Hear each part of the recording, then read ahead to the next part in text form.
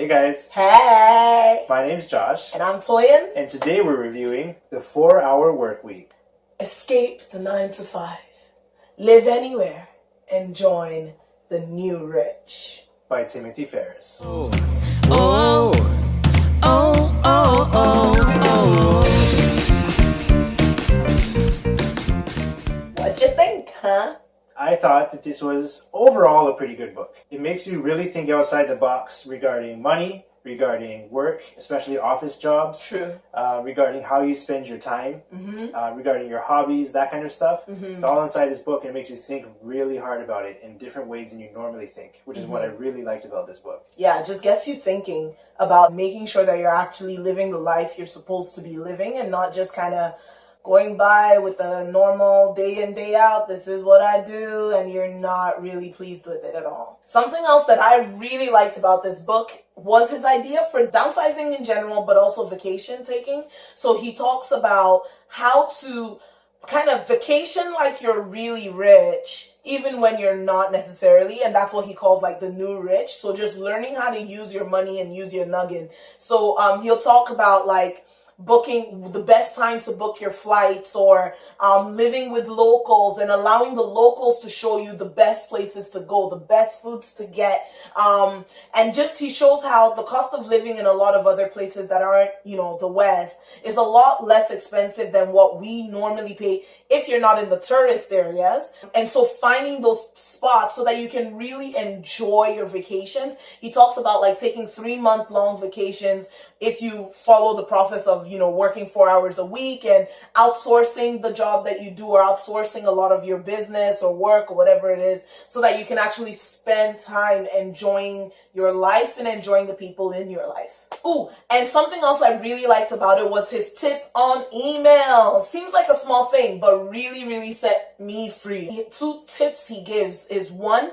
don't check it all the time. So I stopped my emails from automatically coming in and pinging my phone, and I would check it 2 times a day. And I get so many emails, guys. So it actually helped me to clear my mind, so I'm not running based on the urgent, but I'm running based on this is the time I have for my emails. These are the emails I can address, and everything else is actually going to have to wait, which gave me a lot of freedom to think in my mind.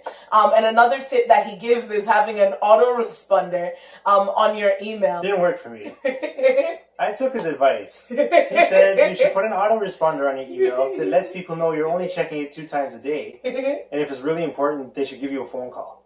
Which sounds like a good idea. Until you... But when you implement that to your Outlook at work, and your boss sends you an email and gets that sent back to them. I don't check my emails except for these 2 times. Thanks, Timothy. Thanks a lot. Only had it up for about 10 or 15 minutes, and then I got called into the office to talk about how I should take it down. So that didn't really work out for me, but checking it twice a day is good. I took off the autoresponder and just checked it twice a day anyways, and people didn't have to know. And just like his general tips on productivity and how to really get time freed up, even though you're getting the work that you have to do done. Another little tip that I really liked that he mentions is you don't have to finish everything you start. You guys have heard me say on this vlog, I finished the book. Readability is like 3, but I finished the book. That's just my principle for books. But I used to apply that to everything. If I started an article, have to finish it. If I start like anything, I have to get to the bottom of it. And he was like, but if you're reading an article and you see that it's not helping your life and you don't really care about it, ain't nobody forcing you to finish the book, finish the article. Just drop it and move on with your life.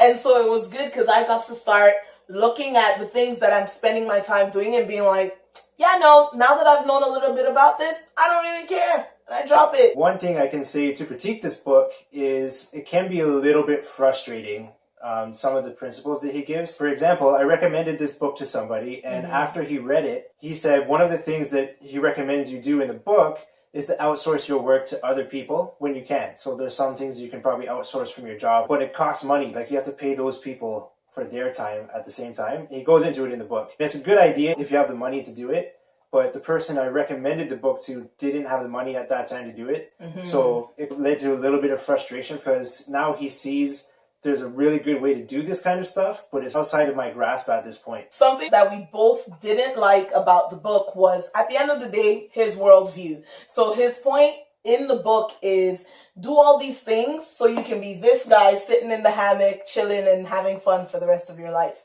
Like work 4 hours in the week so that you can learn new languages and just do stuff just for the sake of doing stuff. Do the stuff that you would enjoy doing. Yeah, just like, what do you want? What do you? And it was a real focus on self, whereas we believe that we live our lives for God's purpose. The final goal isn't just our satisfaction. So we kept reminding ourselves that our goal here is so that we can free up time to do the things that God has called us to do, that do line up with things that we love. Would you recommend the book? I would recommend the book, but only the first half of the book, just because, once again, I feel like the beginning part of the book really goes into the productivity details and gives you a lot of insight. But on the last half of the book, he's going more into his worldview and, live for self, that type of stuff. However, you can eat the meat, spit out the bones. I would recommend this book, the whole book. Because this is the first one that I read that actually made me start changing the way that I think about my work and that kind of thing. Yeah. It started making me think outside the box and actually change the way that I do things in my life. It's true. So then I read other books that built on it, but this was the one that catalyst for started it. saying, So let's I would rethink recommend this it. thing. I would recommend it, but I would do so and say make sure you read it with 2 eyes. 2 eyes. 2 eyes. 2 ears, 2 as my ears. people would say. Just remember the principles are really good, but the ideology that he's coming from isn't necessarily what we agree with. Mm-hmm. So read it with that in mind.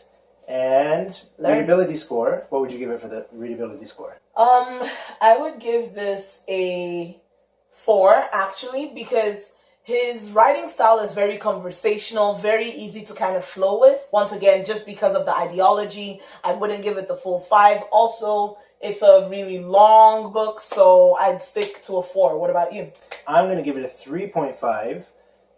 In part because of the ideology. Also, this is a really thick book. Mm-hmm. So I listened to the audiobook version for most of it.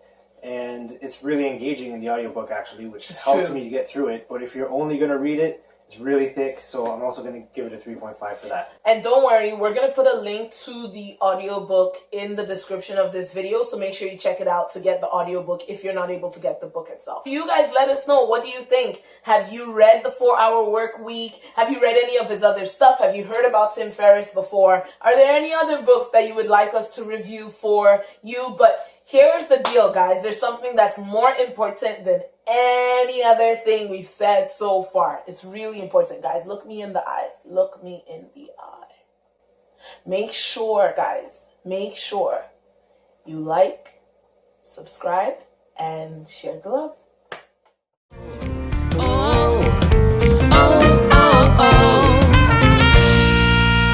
Hey guys, my name's Josh. No, hey, my name's Josh. That's never how it's gone.